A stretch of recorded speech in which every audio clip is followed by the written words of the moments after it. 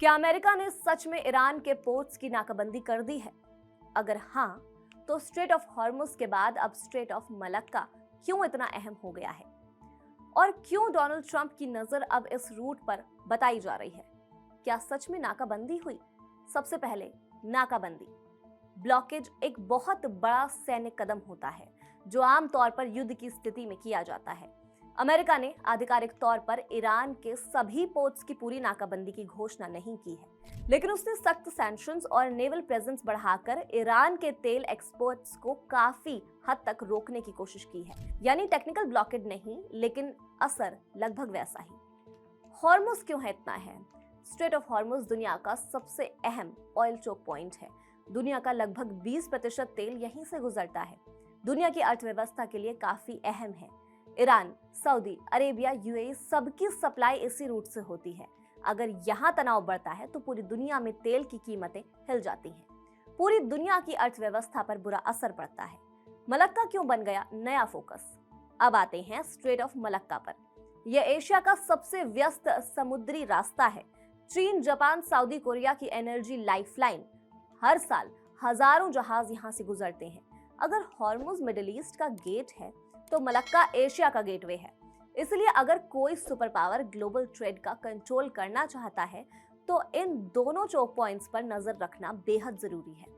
Malacca क्यों है महत्वपूर्ण?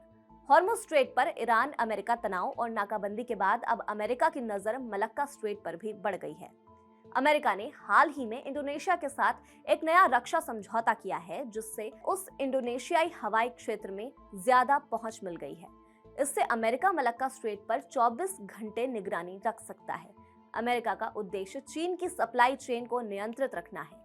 अगर हॉर्मुज पूरी तरह बाधित रहता है तो एशिया के लिए वैकल्पिक रास्तों की सुरक्षा सुनिश्चित करना है। इसके अलावा इंडो पैसिफिक रणनीति के तहत स्वतंत्र और खुला समुद्री मार्ग बनाए रखना भी अमेरिका की प्राथमिकता है। अमेरिकी युद्धपोत नियमित रूप से खासकर मिडिल ईस्ट की ओर जाते समय मलक्का से गुजर रहे हैं। अब जानते हैं ट्रंप की रणनीति क्या हो सकती है। अमेरिकी राष्ट्रपति डोनाल्ड ट्रंप की पॉलिसी हमेशा मैक्सिमम प्रेशर पॉलिटिक्स की रहती है, खासकर ईरान और चाइना के खिलाफ। अगर अमेरिका इन सी रूट्स पर अपना इन्फ्लुएंस बढ़ाता है तो ईरान की इकोनॉमी पर बड़ा दबाव बढ़ जाएगा, चीन की सप्लाई चेन पर बुरा असर पड़ेगा और ग्लोबल ट्रेड पर कंट्रोल कर सकता है। यही वजह है कि मलक्का अचानक इतना इंपॉर्टेंट हो गया है। सीधी और साफ साफ बात यह है कि ये सिर्फ एक रीजन की लड़ाई नहीं है, ये ग्लोबल पावर का गेम है, जहां तेल, ट्रेड और ताकत तीनों दांव पर है। ट्रंप प्रशासन का मुख्य लक्ष्य ईरान की अर्थव्यवस्था को कमजोर करना है। ईरान अपनी आय का बड़ा हिस्सा तेल निर्यात से अर्जित करता है, जो कि उसकी जीडीपी का लगभग 13% है। ईरान ने इजराइल और अमेरिका से युद्ध के दौरान हॉर्मुज स्ट्रेट को प्रभावी रूप से बंद कर रखा है और जहाजों से टोल वसूल रहा है।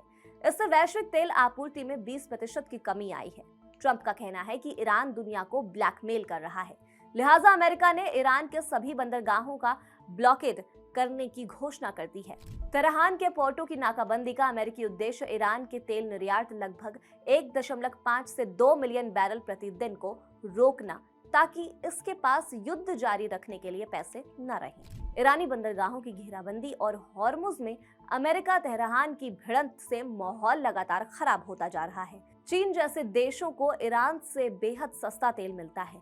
चीन ईरान के 90% तेल का खरीदार है, लिहाजा अमेरिका चाहता है कि चीन ईरान का एक बूंद तेल भी नहीं पा सके।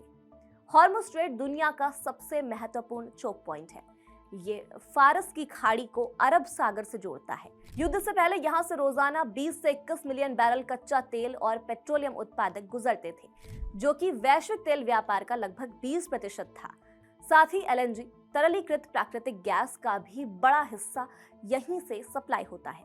इसमें 80 से 90% तेल एशिया, चीन, भारत, जापान, दक्षिण कोरिया जाता है। अगर यहाँ अमेरिका का पूरा नियंत्रण या लंबी रुकावट हुई तो वैश्विक तेल आपूर्ति को भारी झटका लग सकता है। इस पर आप क्या सोचते हैं? अपनी राय हमें कमेंट सेक्शन में जरूर बताइएगा और देखते रहिए कड़क।